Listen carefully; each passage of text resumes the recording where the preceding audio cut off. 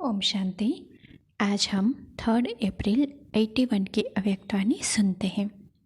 आज की वाणी का सार है ज्ञान मार्ग की यादगार भक्ति मार्ग।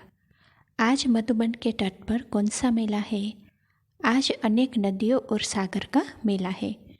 हर एक छोटी बड़ी ज्ञान नदियाँ पतित पावन, बाप समान पतित पावनी है।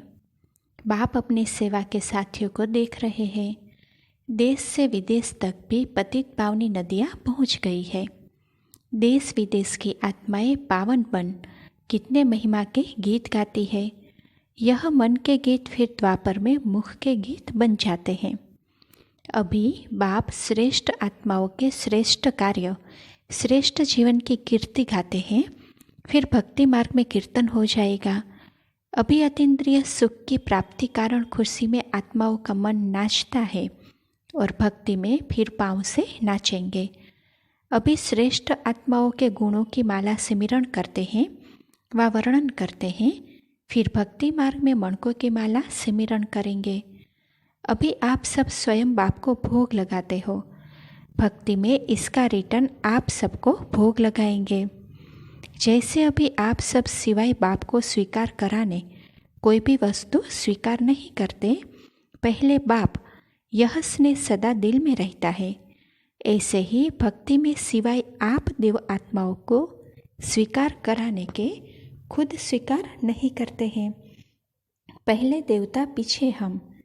जैसे अभी आप कहते हो पहले बाप फिर हम, तो सब कॉपी की है। आप याद स्वरूप बनते, वह यादगार के स्मृति स्वरूप रहते। जैसे आप सब अटूट अव्यभिचारी अर्थात एक की याद में रहते हो, कोई हिला नहीं सकता, बदल नहीं सकता। ऐसे ही नौधा भक्त, सच्चे भक्त, पहले भक्त अपने इष्ट के निश्चय में अटूट और अटल निश्चय बुद्धि होते हैं। चाहे हनुमान के भक्त को राम भी मिल जाए तो भी वह हनुमान के भक्त रहेंगे। ऐसे अटल विश्वासी होते। आपका एक बल एक भरोसा, इसको कॉपी की है। आप सभी रूहानी यात्री बनते। आपकी याद की यात्रा और उन्हों की यादगार की यात्रा। आप लोग वर्तमान समय ज्ञान स्तंभ, शांति स्तंभ के चारों ओर शिक्षा के स्मृति स्वरूप महावाक्य के कारण चक्कर लगाते हो और सभी को लगवाते हो। आप शिक्षा के कारण चक्कर लगाते हो, एक तरफ भी छोड़ते नहीं हो। जब चारों तरफ चक्कर संपन्न होता तब समझते हो सब देखा, अनुभव किया। भक्तों ने आपके याद स्वरूप का चक्कर लगाना शुरू किया। जब तक परिक्रमा नहीं लगाते तो भक्ति संपन्न नहीं समझते। सबका सब कर्म और गुण सूक्ष्म स्वरूप से स्थूल रूप का भक्ति में कॉपी किया हुआ है। इसीलिए बाप दादा सर्वदेव आत्माओं को सदा यही शिक्षा देते कि सदा एक में अटल निश्चय बुद्धि रहो। अगर आप सभी एक की याद में एकरस नहीं रहते, एकाग्र नहीं रहते, अटल नहीं बनते, तो आपके भक्त अटल निश्चय बुद्धि नहीं होंगे। यहाँ आपकी बुद्धि भटकती है और भक्त पाँव से भटकते हैं। कब किसको देवता बनाएंगे, कब किसको। आज राम के भक्त होंगे, कल कृष्ण के बन जाएंगे। सर्व प्राप्ति एक द्वारा। ऐसी स्थिति आपकी नहीं होगी तो भक्त आत्माएं भी हर प्राप्ति के लिए अलग अलग देवता पास भटकेंगे। आप अपनी श्रेष्ठ शान से परे हो जाते हो तो आपके भक्त भी परेशान होंगे। जैसे यहाँ आप याद द्वारा अलौकिक अनुभूतियाँ करने के बजाय अपनी कमजोरियों के कारण प्राप्ति के बजाय उल्हने देते हो, चाहे दिल शिकस्त हो उल्हने देते, चाहे स्नेह से उल्हने देते, तो आपके भक्त भी उल्हने देते रहेंगे। उल्हने तो सब अच्छी तरह जानते हो, इसीलिए सुनाते नहीं हैं। बाप कहते हैं रहम दिल बनो, सदा रहम की भावना रखो, लेकिन रहम के बदले अहम भाव व वहम भाव हो जाता है।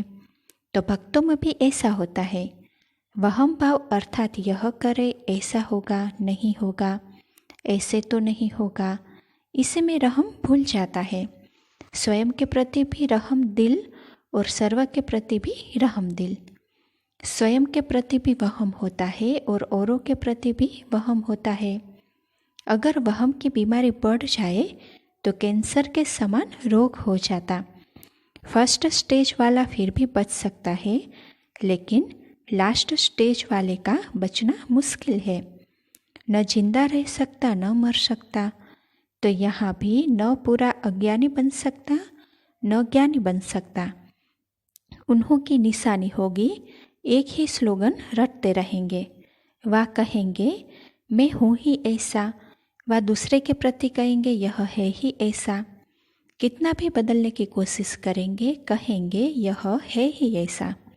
कितना भी बदलने की कोशिश करेंगे लेकिन यही रट होगी। कैंसर वाला पेशेंट खाता पीता बहुत है, बाहर का अच्छा रूप दिखाई देगा लेकिन अंदर शक्तिहीन होगा। वहम की बीमारी वाले बाहर से अपने को बहुत अच्छा चलाएंगे, बाहर कोई कमी नहीं रखेंगे, न और कोई रखेगा तो स्वीकार करेंगे, लेकिन अंदर ही अंदर आत्मा असंतुष्ट होने के कारण खुशी व सुख की प्राप्ति में कमजोर होते जाते। ऐसे ही दूसरा है अहम भाव। रहम भाव की निशानी है हर बोल में, हर संकल्प में एक बाप दूसरा न कोई। रहम भाव वाले को जहाँ देखो बाप ही बाप दिखाई देगा और अहम वाले को जहाँ जाओ जहाँ देखो मैं ही मैं। वह मैं की माला सिमरण वाला है और वह बाप की माला सिमरण वाला। मैंपन बाप में समा गया, इसको कहा जाता है लव में लीन हो गया। वह लवलीन आत्मा और वह है मैं में लीन आत्मा। अब समझा? आपको कॉपी करने वाले सारे कल्प में हैं। भक्ति के मास्टर भगवान हो, सतयुग त्रेता में प्रजा के लिए प्रजा पिता हो, संगम पर बाप दादा के नाम और कर्तव्य को प्रत्यक्ष करने के आधार मूर्त हो। चाहे अपने श्रेष्ठ कर्म द्वारा परिवर्तन द्वारा बाप का नाम बाला करो, चाहे व्यर्थ कर्म द्वारा साधारण चलन द्वारा नाम बदनाम करो, है तो बच्चों के ही हाथ में। विनाश काल में विश्व के लिए महान कल्याणकारी, महावरदानी, महादानी, महान पुण्य आत्माओं के स्वरूप में होंगे तो सर्वकाल के कितने महान हो, हर काल में आधार मूर्त हो। ऐसे अपने को समझते हो। आदि में भी, मध्य में भी और अंत में भी तीनों ही काल का परिचय स्मृति में आया। आप एक नहीं हो, आपके पीछे अनेक कॉपी करने वाले हैं। इसलिए सदा हर संकल्प में भी अटेंशन। तीनों कालों में महान, सदा एक बाप की स्मृति में समर्थ स्वरूप, सदा रहमदिल, हर सेकंड प्राप्ति स्वरूप और प्राप्ति दाता। ऐसे बाप समान सदा संपन्न स्वरूप आत्माओं को बाप दादा का याद प्यार और नमस्ते। अच्छा, टीचर्स प्रति अव्यक्त बाप दादा के महावाक्य। टीचर्स का वास्तविक स्वरूप है ही निरंतर सेवाधारी। यह तो अच्छी तरह से जानते हो। और सेवाधारी की विशेषता क्या होती है? सेवाधारी सफल किस बात से बनते हैं? सेवा में सदा खोया हुआ रहे, ऐसे सेवाधारी की विशेषता यह है जो मैं सेवा कर रही हूँ, मैंने सेवा की, इस सेवा का भाव का भी त्याग हो। जिसको आप लोग कहते हो त्याग का भी त्याग। मैंने सेवा की तो सेवा सफल नहीं होती।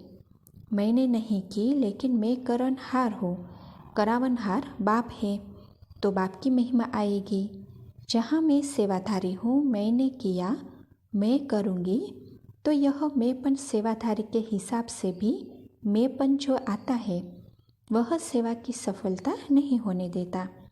क्योंकि सेवा में मैंपन जब मिक्स हो जाता है तो स्वार्थ भरी सेवा हो जाती है, त्याग वाली नहीं। दुनिया में भी दो प्रकार के सेवाधारी होते हैं, एक स्वार्थ के हिसाब से सेवाधारी, दूसरे स्नेह के हिसाब से त्याग मूर्त सेवाधारी। तो कौन से सेवाधारी हो? जैसे सुनाया ना, मैंपन बाबा के लव में लीन हो गया हो, इसको कहा जाता है सच्चे सेवाधारी। मैं और तू की भाषा ही खत्म, कराने वाला बाबा हम निमित्त है। कोई भी निमित्त बन जाए। मैंपन जब आता है तो मैंपन क्या होता है? मैं कौन करता है? तो किसी ने कहा बकरी करती है। तो बाबा कहते हैं मैं कहने से मोहाजीत आ जाती है। जैसे बकरी की गर्दन सदा झुकी हुई रहती है और शेर की गर्दन सदा ऊपर रहती है। तो जहाँ मैंपन आ जाता है वहाँ किसी न किसी कामना के कारण झुक जाते हैं। सदा नशे में सिर ऊंचा नहीं रहता। कोई न कोई विघ्न के कारण सिर बकरी के समान नीचे रहता। गृहस्थ जीवन भी बकरी समान जीवन है, क्योंकि झुकते हैं ना। निर्माणता से झुकना वह अलग चीज है, वह माया नहीं झुकाती है। यह तो माया बकरी बना देती है, जबरदस्ती सिर नीचे करा देती है, आंखें नीचे करा देती है। सेवा में मैंपन का मिक्स होना अर्थात मोहताज बनना। फिर चाहे किसी व्यक्ति के मोहताज हो, पाठ के मोहताज हो, वस्तु के हो या वायुमंडल के हो, किसी न किसी के मोहताज बन जाते हैं। अपने संस्कारों के भी मोहताज बन जाते हैं। मोहताज अर्थात परवश। जो मोहताज होता है वह परवश ही होता है। सेवाधारी में यह संस्कार हो ही नहीं सकते। सेवाधारी चैलेंज करने वाला होता है। चैलेंज हमेशा सिर ऊंचा करके करेंगे। गलती होगी तो ऐसे नीचे झुककर बोलेंगे। सेवाधारी अर्थात चैलेंज करने वाला, माया को भी और विश्व के आत्माओं को भी बाप का चैलेंज देने वाला। चैलेंज भी वह दे सकते हैं जिन्होंने स्वयं अपने पुराने संस्कारों को चैलेंज दी है। पहले अपने संस्कारों को चैलेंज देना, फिर जनरल विघ्न जो आते हैं उसको चैलेंज देना। विघ्न कभी भी ऐसे सेवाधारी को रोक नहीं सकते। चैलेंज करने वाला माया के पहाड़ के रूप को सेकंड में राई बना देगा। आप लोग भी ड्रामा करते हो ना, माया वाला, उसमें क्या कहते हो? पहाड़ को राई बना देंगे। तो सच्चे सेवाधारी अर्थात बाप समान, क्योंकि बाप पहले पहले अपने को क्या कहते हैं? मैं वर्ल्ड सर्वेंट हूँ। सेवाधारी बनना अर्थात बाप समान बनना। एक जन्म की सेवा अनेक जन्मों के ताज और तख्तधारी बना देती है। संगम युग सेवा का युग है ना, वह भी कितना समय। संगम युग की आयु वैसे भी छोटी है और उसमें भी हर एक को सेवा का चांस कितना थोड़ा टाइम मिलता। अच्छा समझो, किसी ने 50-60 वर्ष की सेवा की तो 5000 वर्ष में से 60 भी कम कर दो तो बाकी तो सब प्रारब्ध है। 60 वर्ष की सेवा, बाकी सब मेवा, क्योंकि संगम युग के पुरुषार्थ के अनुसार पूज्य बनेंगे। पूज्य के हिसाब से नंबरवार पुजारी बनेंगे। पुजारी भी नंबर 1 बनेंगे। पुजारी भी नंबर 1 बनते हो। फिर लास्ट जन्म भी देखो कितना अच्छा रहा। जो अच्छे पुरुषार्थी है उसका लास्ट जन्म भी इतना अच्छा रहा। तो आगे क्या होगा? यह तो सुख के हिसाब से दुख कहा जाता है। जैसे कोई साहूकार हो और थोड़ा गरीब बन जाए तो कहने में तो आता है ना। कोई बड़े आदमी को थोड़ा आधा डिग्री बुखार हो तो कहेंगे फलाने को बुखार आ गया। लेकिन अगर गरीब को 5 डिग्री भी ज़्यादा बुखार हो जाए तो कोई पूछता भी नहीं। तो आप भी इतने दुखी नहीं होते हो, लेकिन अति सुख के हिसाब से दुखी कहा जाता है। लास्ट जन्म में भी भिखारी तो नहीं बने ना। दर 2 रोटी मांगने वाले तो नहीं बने ना। इसीलिए कहा पुरुषार्थ का समय बहुत थोड़ा है और प्रारब्ध का समय बहुत बड़ा है। प्रारब्ध कितनी श्रेष्ठ है और कितने समय के लिए यह स्मृति में रहे तो क्या स्टेज हो जाएगी, श्रेष्ठ हो ही जाएगी ना। तो सेवाधारी बनना अर्थात पूरे कल्प मेवे खाने के अधिकारी बनना। यह कभी नहीं सोचो कि क्या संगम युग सारा सेवा ही करते रहेंगे। जब मेवा खाएंगे तब कहेंगे क्या कि सारा कल्प मेवा ही खाते रहेंगे। अभी तो याद है ना कि मिलेगा। 1 का लाख गुना तो बनता है तो हिसाब भी होगा ना। सेवाधारी बनना अर्थात सारे कल्प के लिए सदा सुखी बनना। कम भाग्य नहीं टीचर्स कहो या सेवाधारी कहो, क्योंकि मेहनत का 1000 गुना फल मिलता है। और वह भी मेहनत क्या है, यहाँ भी स्टूडेंट के लिए तो दीदी दादी बन जाती हो। टाइटल तो मिल जाता है ना। 10 वर्ष का स्टूडेंट भी 2 वर्ष की आने वाली जो टीचर बनती उसको दीदी दादी कहने लगते। यहाँ भी ऊंची स्टेज पर तो देखते हैं ना, रिगार्ड तो देते हैं ना। अगर सच्चे सेवाधारी है तो यहाँ भी रिगार्ड मिलने के योग्य बन जाते। अगर मिक्स है तो आज दीदी दादी कहेंगे, कल सुना भी देंगे। सेवा मिक्स है तो रिगार्ड भी मिक्स है। इसीलिए सेवाधारी अर्थात बाप समान। सेवाधारी अर्थात बाप के कदम के ऊपर कदम रखने वाले, जरा भी आगे पीछे नहीं। चाहे मनसा, चाहे वाचा, चाहे कर्मणा, चाहे संपर्क, सब में फुल स्टैंप लेने वाले। एक कदम पाँव के ऊपर पाँव रखने वाले, इसको कहा जाता है फुल स्टेप लेने वाले। क्या समझते हो, ऐसा ही ग्रुप है ना। टीचर्स तो सदा सहज योगी है ना। टीचर्स मेहनत का अनुभव करेंगे तो स्टूडेंट का क्या हाल होगा। अच्छा, ओम शांति।